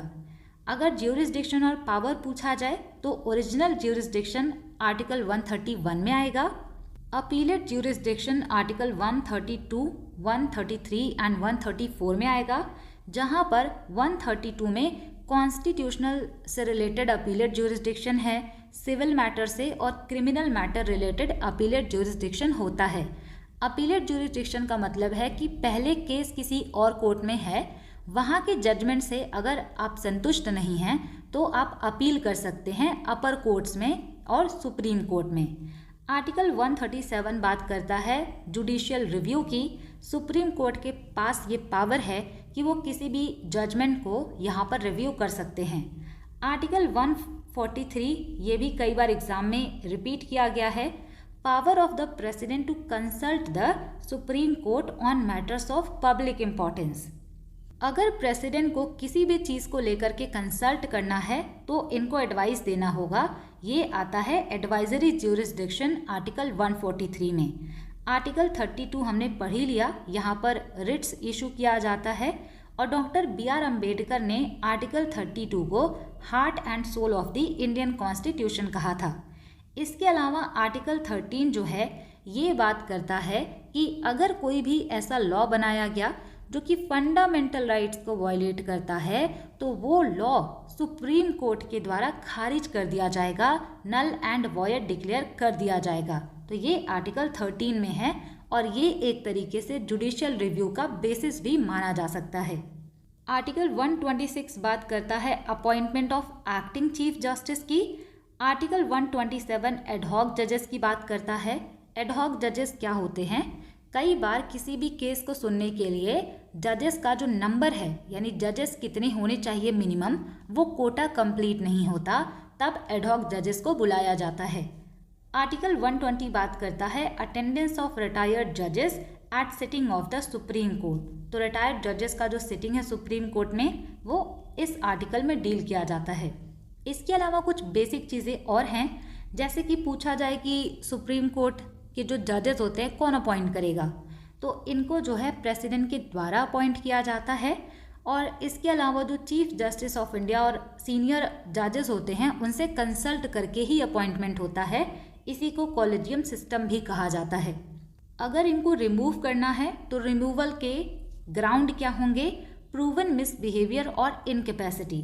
यानी अगर इनको रिमूव करना है तो प्रूवन मिसबिहेवियर या इनकैपेसिटी के आधार पर ही रिमूव कर सकते हैं, जिसके लिए दोनों पार्लियामेंट के जो हाउसेस हैं वहाँ पर स्पेशल मेजॉरिटी से रेजोल्यूशन पास होना चाहिए। सुप्रीम कोर्ट के जजेस का रिटायरमेंट एज जो है वो 65 ईयर्स होगा। जुडिशरी जो है वो हमारी इंडिपेंडेंट और इंटीग्रेटेड है। इस छोटे से कीवर्ड पर भी सवाल पूछे जाते हैं। इंटीग्रेटेड का मतलब होता है कि सुप्रीम कोर्ट सबसे ऊपर होगा, फिर नीचे यहाँ पर जो सबऑर्डिनेट कोर्ट्स होते हैं वो आएंगे। तो ये एक तरीके से इंटीग्रेटेड है, इंडिपेंडेंट है। नेक्स्ट क्वेश्चन पर मूव करेंगे। क्वेश्चन नंबर 16 यहाँ पर पूछा गया है, if the resistance of a conductor is doubled while keeping the potential difference constant, what will happen to the current flowing through it. कह रहे कि यदि विभवांतर को स्थिर रखते हुए किसी चालक का प्रतिरोध दोगुना कर दिया जाए तो उसमें प्रवाहित होने वाली करंट का क्या होगा। तो यहाँ पे देखिए थोड़ा सा कॉन्सेप्चुअल भी है और अगर आपको फॉर्मूला पता है तभी आप कर पाएंगे। यहाँ पे कह रहे हैं कि अगर हम रेजिस्टेंस को डबल कर दें और विभवांतर यानी कि पोटेंशियल डिफरेंस को कांस्टेंट रखें तो जो करंट फ्लो होगा इसमें क्या चेंजेस आएंगे। तो यहाँ पर देखिए ओम्स लॉ अगर आपको पता है तभी आप इसको कर पाएंगे। V is equal to IR होता है। अगर आप करंट इधर रखेंगे, इसको ट्रांसफ़र करेंगे तो V अपॉन यहाँ पर R हो जाएगा। जब भी किसी चीज़ में किसी भी चीज़ को कांस्टेंट रखने की बात होती है तो जनरली हम उसको कंसीडर नहीं करते, क्योंकि अगर आप कंसीडर करेंगे तो कैलकुलेशन में वो आगे चल कर के कैंसिल आउट हो जाते हैं। तो यहाँ पर देखिए इन्होंने सबसे पहले कोई भी चीज़ हम मानते हैं कि चेंज नहीं किया, तो पहले करंट क्या होगा, पोटेंशियल डिफरेंस और रेजिस्टेंस। इन्होंने क्वेश्चन में कहा है कि रेजिस्टेंस को हम डबल करेंगे। तो मान लीजिए ये हमने जो चेंज आता है करंट में उसके लिए हमने I' लिखा। यहाँ पर जो पोटेंशियल डिफरेंस है वो चेंज नहीं किया गया है, कांस्टेंट रखा गया है। रेजिस्टेंस को इन्होंने डबल कर दिया है, तो ये यहाँ पर इक्वेशन 1 बन जाता है, ये 2 बन जाता है। अगर आपको करंट में चेंज निकालना है तो इन दोनों को डिवाइड कर दीजिए। वैसे यहाँ पर आपको पता होगा कि इसको कैसे डिवाइड करेंगे, लेकिन फिर भी मैं आपको बेसिक से बताऊंगी जिससे कि सभी स्टूडेंट को समझ में आए। यहाँ पर जब आप इक्वेशन 1 को डिवाइड करेंगे इक्वेशन 2 से तो ऊपर लिखेंगे I, इसका यहाँ पर फॉर्मूला है V अपॉन R। दूसरे में यहाँ पर V तो है लेकिन हमने रेजिस्टेंस को डबल कर दिया है, तो यहाँ पे जो सेम चीज़ें होती हैं ऊपर नीचे वो कैंसिल हो जाती हैं। जैसे कि ये V से V कैंसिल आउट हो जाएगा आर से यहाँ पर आर कैंसिल हो जाएगा, क्योंकि अगर आप इसको ऊपर ले जाएंगे तो रिवर्स होकर के मल्टीप्लाई होता है। तो यहाँ पर देखिए, यहाँ पर बचेगा क्या, आई अपॉन यहाँ पर आ जाता है I dash is equal to 1/2। तो जब यहाँ पे आपको आई डैश निकालना है, इसको आप ट्रांसफ़र करेंगे तो ये आ जाएगा I dash is equal to I/2, यानी कि ये जो करंट में चेंज होगा ये ओरिजिनल करंट का हाफ हो जाएगा। तो राइट आंसर यहाँ पे बन जाता है ऑप्शन बी, यह आधा हो जाएगा। ये चीज़ यहाँ पर काफ़ी सिंपल है, इसको आप ध्यान रखिएगा, जिससे कि आपको फ्यूचर में अगर इस तरीके के क्वेश्चन आए तो आप इसको कर पाए। अब हम मूव करेंगे नेक्स्ट क्वेश्चन पर, question number 17। Under Bharatiya Nagarik Suraksha Sanhita BNSS, the period for default bail in minor offences is capped at. यहाँ पे कह रहे हैं कि भारतीय नागरिक सुरक्षा संहिता के तहत छोटे अपराधों में डिफॉल्ट बेल की अवधि कितनी निर्धारित की गई है। तो राइट आंसर यहाँ पे है ऑप्शन सी, 60 डेज यहाँ पर इसको डिसाइड किया गया है। अगला क्वेश्चन है, विच scheme promotes crop diversification through cluster based planning. कौन सी योजना क्लस्टर आधारित योजना के माध्यम से फसल विविधीकरण को बढ़ावा देती है। तो यहाँ पर राइट आंसर हो जाएगा ऑप्शन डी, राष्ट्रीय कृषि विकास योजना। यहाँ पर हिंदी वाले में ऑप्शन डी अलग है थोड़ा सा, यहाँ पर हो जाएगा RKVY, यानी कि राष्ट्रीय कृषि विकास योजना। अब हम यहाँ पे जो ऑप्शन में दिए गए हैं उस स्कीम को भी डिस्कस कर लेते हैं, जिसमें से हमने ये पहले भी डिस्कस किया है लेकिन फिर भी डिस्कस करेंगे। पहला यहाँ पे ऑप्शन दिया गया है PM आशा, जिसका फुल फॉर्म होता है प्रधानमंत्री अन्नदाता आय संरक्षण अभियान। लॉन्च किया गया 2018 में। ऑब्जेक्टिव था to ensure minimum support price to farmers for their produce, यानी जो भी फार्मर का प्रोड्यूस है उसके लिए मिनिमम सपोर्ट प्राइस मिलना ही चाहिए, ये इसका ऑब्जेक्टिव था। इसके कुछ इम्पॉर्टेंट की पिलर्स हैं, जिसमें सबसे पहला है प्राइस सपोर्ट स्कीम, यानी कि यहाँ पर फिजिकल तरीके से पल्सेस एंड ऑयल सीड का प्रोक्योरमेंट किया जाएगा सेंट्रल एजेंसीज के द्वारा। दूसरा यहाँ पे है प्राइस डेफिशिएंसी पेमेंट स्कीम। नाम से ही समझ में आ रहा है कि अगर डायरेक्ट पेमेंट जो फार्मर्स को किया गया है, अगर वो MSP से कम है तो एक्चुअल मार्केट सेलिंग प्राइस जो है और MSP के बीच का जो डिफरेंस है वो दिया जाएगा किसानों को। इसमें सारे ऑयल सीड कवर होते हैं। तीसरा यहाँ पर इम्पॉर्टेंट पिलर है pilot of private procurement and stockist scheme. तो यहाँ पे प्राइवेट प्लेयर्स को भी अलाउ किया गया है एज अ पायलट प्रोजेक्ट, कि वो भी आकर के किसान के जो प्रोड्यूस होते हैं उसको प्रोक्योर करें और MSP से रिलेटेड जो प्राइस है वो उनको प्रोवाइड करें। तो ये यहाँ पर लॉन्च किया गया था प्राइवेट प्लेयर्स के लिए। दूसरा यहाँ पे है सब मिशन ऑन एग्रीकल्चरल मैकेनाइजेशन। तो यहाँ पे क्या है, 2014-15 में लॉन्च किया गया। ऑब्जेक्टिव इसका था to promote agricultural mechanisation among small and marginal farmers. जो भी छोटे फार्मर्स हैं, मार्जिनल फार्मर्स हैं, उनमें एग्रीकल्चरल का जो मशीनीकरण है उसको प्रमोट करना इसका ऑब्जेक्टिव है। यहाँ पर की फोकस किया गया था on increasing farm power per hectare, यानी कि फार्म का जो पावर है वो पर हेक्टेयर बढ़ा दिया जाए। कस्टम हायरिंग सेंटर इस्टेब्लिश करने की बात हुई थी, जहां पर ये बोला गया था कि जो भी एक्सपेंसिव मशीनरी होती है तो वो स्मॉल फार्मर्स को रेंट पे दे दिया जाएगा जो उनको अफोर्ड नहीं कर सकते।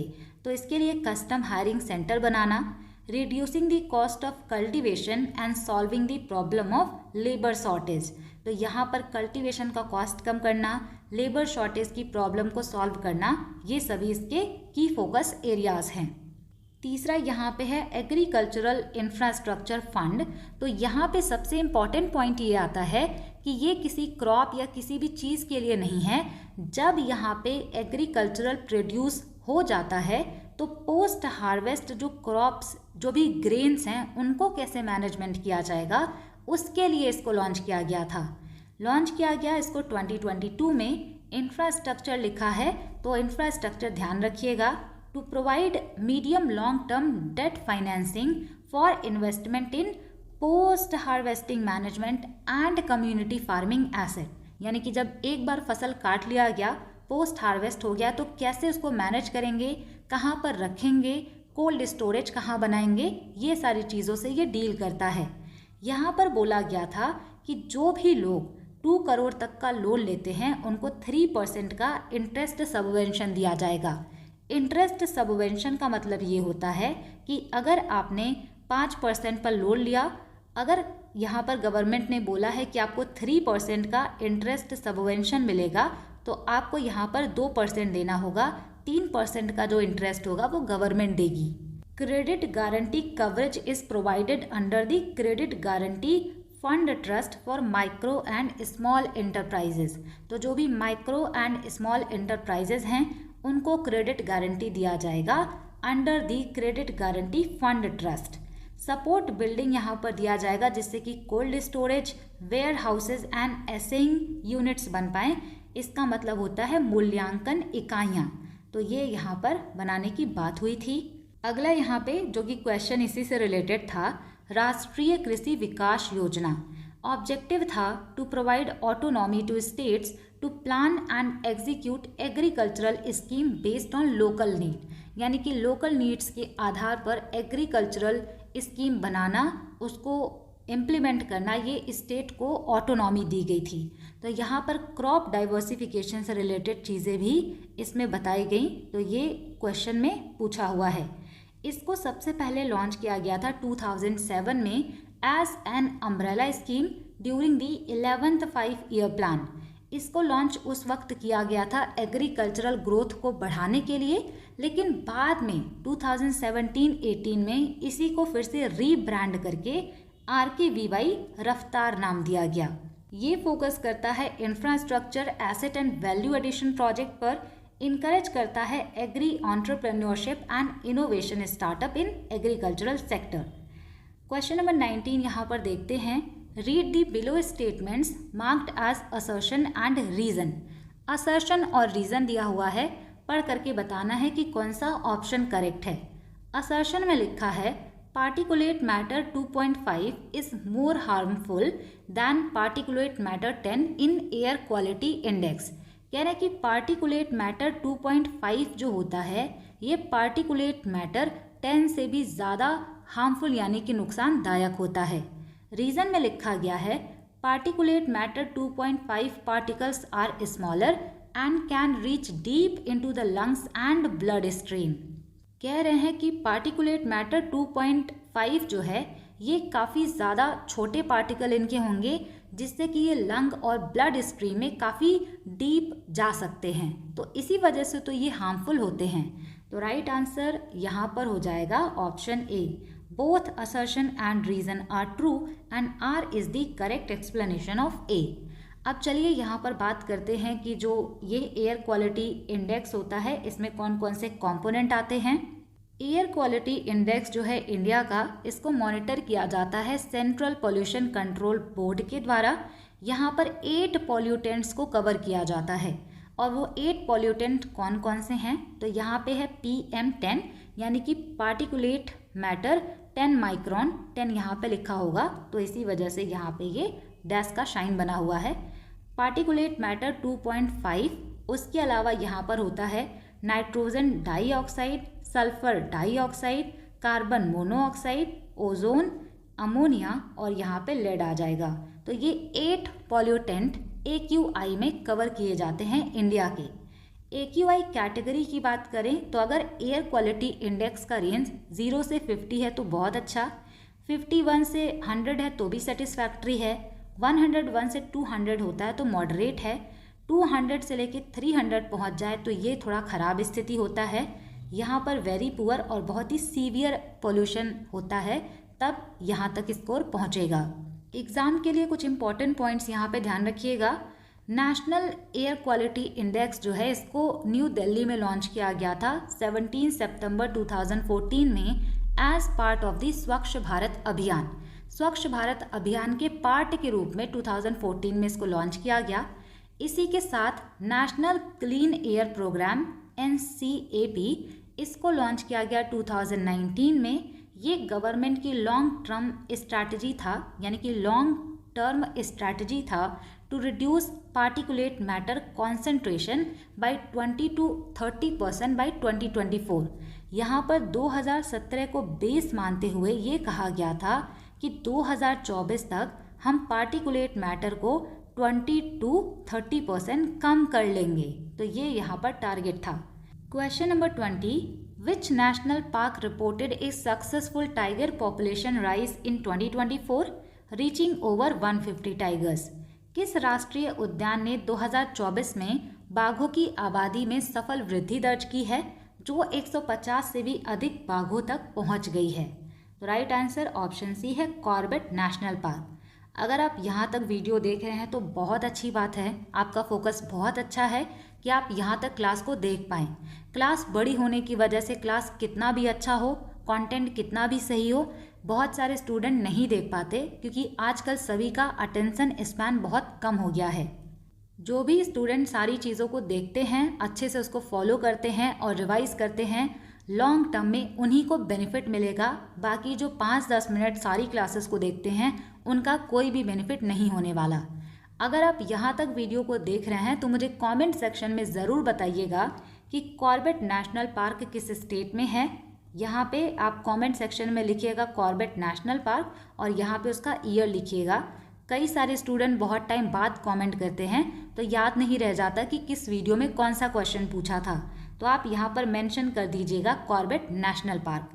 नेक्स्ट क्वेश्चन यहाँ पर है, doctrine of severability allows the dash part of law to be retained. ये चीज़ देखिए, जो लॉ वगैरह पढ़ते हैं उनको बताया जाता है। आर्टिकल 13 से ये रिलेटेड है, डॉक्ट्रिन ऑफ सेवरेबिलिटी। यहाँ पे कह रहे हैं कि पृथक्करणीयता का सिद्धांत कानून के किस भाग को बनाए रखने की अनुमति देता है। तो यहाँ पे सबसे पहले आप इसके पीछे का कॉन्सेप्ट समझिए। कई बार क्या होता है कि घर में अगर मान लीजिए कि बैंगन की सब्जी बनी है तो आप क्या करते हैं, जो आलू होता है, जो पोटैटो होता है, उसको आप खा लेते हैं, बैंगन को निकाल करके फेंक देते हैं क्योंकि आपको वो पसंद नहीं। तो इसी तरीके से जब कोई भी लॉ बनाया जाता है तो यहाँ पे कुछ ऐसे पार्ट होते हैं जो कि वैलिड होते हैं, जो कि सही होते हैं, फंडामेंटल राइट के साथ में अलाइन होते हैं। लॉ अगर बनाया गया तो इसमें कुछ ऐसे भी पार्ट होते हैं जो कि फंडामेंटल राइट्स को वायलेट करते हैं।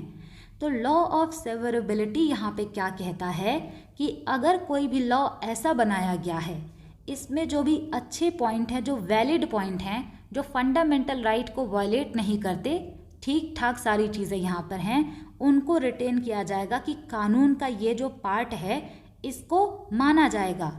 लेकिन जो लॉ के ऐसे पार्ट हैं जो फंडामेंटल राइट को वायलेट करते हैं या जो सही नहीं हैं, लीगल तौर पर वो गलत हैं, तो उनको यहाँ पर सुप्रीम कोर्ट के द्वारा नल एंड वॉइड बता दिया जाएगा। ये डॉक्ट्रिन ऑफ सेवरेबिलिटी इसी वजह से लाया गया था कि जब भी कोई लॉ बनाया जाए उसमें अगर कोई खराब पार्ट है एक छोटा सा और यहाँ पे काफ़ी सारे अच्छे पार्ट हैं, तो इस खराब पार्ट की वजह से पूरे लॉ को कैंसिल ना किया जाए। इसका जो खराब पार्ट है केवल उसको डिलीट किया जाए, अच्छे पार्ट को रखा जाए। तो यहाँ पे कह रहे हैं कि डॉक्ट्रिन ऑफ सेवरेबिलिटी ने किस पार्ट को रखने की बात की थी। तो इन्होंने बोला था कि जो वैलिड पॉइंट हैं उनको हम मानेंगे, लेकिन जो ऐसे पॉइंट हैं जो इल्लीगल हैं उनको हम रद्द कर देंगे। अगला यहाँ पे क्वेश्चन नंबर 22 है, read the statements carefully and choose the correct option. बोला है कि केयरफुली स्टेटमेंट को पढ़िए फिर आप आंसर बताइए। असर्शन में लिखा है, aluminium smelting is the most important metallurgical industry in India. Aluminium smelting जो है ये मोस्ट इम्पॉर्टेंट मेटलर्जिकल इंडस्ट्री है इंडिया की। दूसरा यहाँ पे कह रहे हैं, aluminium is used in the manufacture of aircraft utensils and wires. तो यहाँ पे manufacturing of aircraft utensil and wires है। यहाँ पे कह रहे हैं कि एल्यूमिनियम का यूज़ हम एयरक्राफ्ट यूटेंसिल्स यानी कि बर्तन और वायर बनाने में यूज़ करते हैं। तो यहाँ पे राइट आंसर हो जाएगा ऑप्शन डी। ए यहाँ पर फॉल्स है, आर यहाँ पर ट्रू है। अब आप सोचेंगे कि फॉल्स क्यों है। असर्शन में कह रहे हैं कि एल्यूमिनियम स्मेल्टिंग प्लांट जो है ये मोस्ट इम्पॉर्टेंट मेटलर्जिकल इंडस्ट्री है इंडिया की, जबकि यहाँ पर होना चाहिए था second most important. First number पे जो मोस्ट इम्पॉर्टेंट मेटलर्जिकल इंडस्ट्री है इंडिया की, वो है iron and steel industry. Aluminium smelting जो है ये सेकंड नंबर पे आता है, तो इस वजह से पहला वाला जो असर्शन है वो गलत है, रीज़न यहाँ पर ट्रू है। यहाँ पर अगर हम बात करें कि कौन कौन से एल्यूमिनियम स्मेल्टिंग प्लांट हैं और वो कहाँ पर लोकेटेड हैं, कई बार पूछा जाता है और नहीं भी पूछा जाता, फिर भी यहाँ पे मैंने ये चार्ट दे दिया है। नालको जो है ये उड़ीसा में है, बाल्को जो है ये कोबरा छत्तीसगढ़ में है, वेदांता आप याद रखिएगा उड़ीसा में है, और हिंडाल्को इंडस्ट्रीज़ आपको देखने को मिलेगा उत्तर प्रदेश के सोनभद्र में, मध्य प्रदेश के सिंगरौली, उड़ीसा के संबलपुर में। इसके अलावा वेदांता से रिलेटेड माल्को जो है ये मित्तूर तमिलनाडु में है। मित्तूर जो है ये ऑपरेशनल नहीं है सिंस 2009, यानी 2009 से ये बंद पड़ा है, अभी ये सारे एक्टिव हैं। इसके अलावा कुछ और इम्पॉर्टेंट चीज़ें हैं। एल्यूमिनियम स्मेल्टिंग जो होता है ये 15,000 से 18,000 किलोवाट आवर इलेक्ट्रिसिटी पर टन एल्यूमिनियम पर कंज्यूम करता है। इसी के वजह से जो भी बाल्को एंड नाल्को जैसे एल्यूमिनियम स्मेल्टिंग प्लांट हैं वो कोल रिजर्व के पास में लगाए जाते हैं, जैसे कि छत्तीसगढ़ एंड उड़ीसा। एल्यूमिनियम के लिए रॉ मटेरियल होता है बॉक्साइट ओर। उड़ीसा जो है ये इंडिया का लार्जेस्ट प्रोड्यूसर है बॉक्साइट का। नाल्को जो है ये इंडिया का largest integrated bauxite alumina aluminium complex है। मेजर इंडस्ट्री क्लस्टर की बात करेंगे तो एल्यूमिनियम हब कहा जाता है उड़ीसा को, क्योंकि यहाँ पर इजी एक्सेस होता है, बॉक्साइट माइन भी यहाँ पे है और कोल भी यहाँ पे है। उत्तर प्रदेश में रेणुकूट एक साइट है जो कि पहला मेजर प्राइवेट सेक्टर है एल्यूमिनियम प्लांट इन इंडिया का, हिंडाल्को का है ये। कंपनी के क्लासिफिकेशन की बात करें तो एल्यूमिनियम स्मेल्टिंग प्लांट PSU यानी कि गवर्नमेंट के भी हो सकते हैं और प्राइवेट सेक्टर के भी। तो नाल्को जो है नेशनल एल्यूमिनियम कंपनी, ये 1981 में इस्टेब्लिश किया गया, जिसका हेडक्वार्टर भुवनेश्वर उड़ीसा में है। ये एक नवरत्न कंपनी है और ये पब्लिक सेक्टर की कंपनी है। प्राइवेट सेक्टर में बाल्को है, पहले ये भी गवर्नमेंट का था पर डिसइन्वेस्ट कर दिया गया, ये अभी वेदांता का सब्सिडरी है। हिंडाल्को जो है ये आदित्य बिरला ग्रुप का पार्ट है। वेदांता जो है ये मेजर ग्लोबल प्लेयर है और इनके मैसिव स्मेल्टर्स लगाए गए हैं जरसुगौड़ा उड़ीसा में। क्वेश्चन नंबर 23 है यहाँ पर, match the dance with its primary socio religious context. यहाँ पे जितने डांस दिए गए हैं हमने पढ़ा हुआ है। रौफ लिखा है कर्मा, तमाशा, झूमर। तो रौफ जो है ये जम्मू एंड कश्मीर में Eid and spring wedding festivities पर परफॉर्म करते हैं। कर्मा जो है ये झारखंड में भद्र एकादशी अग्रेरियन रिचुअल के टाइम से रिलेटेड है। तमाशा जो है महाराष्ट्र का नाइट लॉन्ग फोक थिएटर्स शिग्मो सीजन में परफॉर्म करते हैं। झूमर जो है ये असम में भी होता है और भी बहुत सारे स्टेट में होता है। ये post monsoon tea garden recreation activities होता है, डांस होता है। ऑलरेडी यहाँ पर क्वेश्चन में मैचिंग करा करके दिया हुआ है, तो राइट आंसर यहाँ पर हो जाएगा ऑप्शन बी। फर्स्ट का यहाँ पे देखिए ए है, सेकेंड का B, third C and four का डी ऑलरेडी मैच्ड है। क्वेश्चन नंबर 24 ऑलरेडी डिस्कस किया हुआ है हमने, लेयर्स ऑफ एटमॉस्फेयर। क्वेश्चन में पूछा हुआ है which pair correctly matches the atmospheric layer and its feature. यहाँ पर कह रहे हैं कि जो लेयर्स ऑफ एटमॉस्फेयर और इसका फीचर इसको करेक्टली मैच कराना है। ऑप्शन ए राइट आंसर है। ट्रोपोस्फियर में वेदर फिनोमेना यहाँ पर देखने को मिलेगा। लास्ट क्वेश्चन, इसके बाद हम करंट अफेयर्स करेंगे। Consider the following statement. यहाँ पर आपको स्टेटमेंट दिया गया है, पढ़ करके बताना है कि कौन सा करेक्ट है, और ये एसएससी के लगभग सभी एग्जाम्स में कई बार पूछा गया है 2025 में। पहला यहाँ पर लिखा है the concurrent list allows both centre and state to legislate. Concurrent list जो होता है ये सेंटर और स्टेट दोनों को कानून बनाने की अनुमति देता है। दूसरा यहाँ पे कह रहे हैं in case of conflict the state law prevails over the union, यानी अगर कॉन्फ्लिक्ट होता है सेम सब्जेक्ट पर लॉ बनाने पर तो यहाँ पर स्टेट की चलेगी, पार्लियामेंट की नहीं। तो ये जो दूसरा स्टेटमेंट है टोटली अपोजिट लिखा हुआ है। राइट आंसर है only one is correct. 25 questions यहाँ पर हमने कर लिए।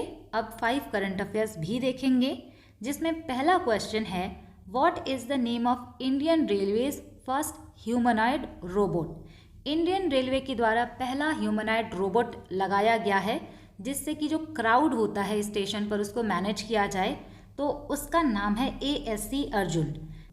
ये इंडियन रेलवे का पहला ह्यूमनॉइड रोबोट है जो कि पैसेंजर्स की मदद करेगा बिजी स्टेशंस पर।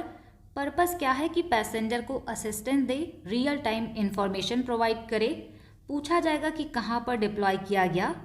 इसको विशाखापत्तनम रेलवे स्टेशन आंध्र प्रदेश में डिप्लॉय किया गया।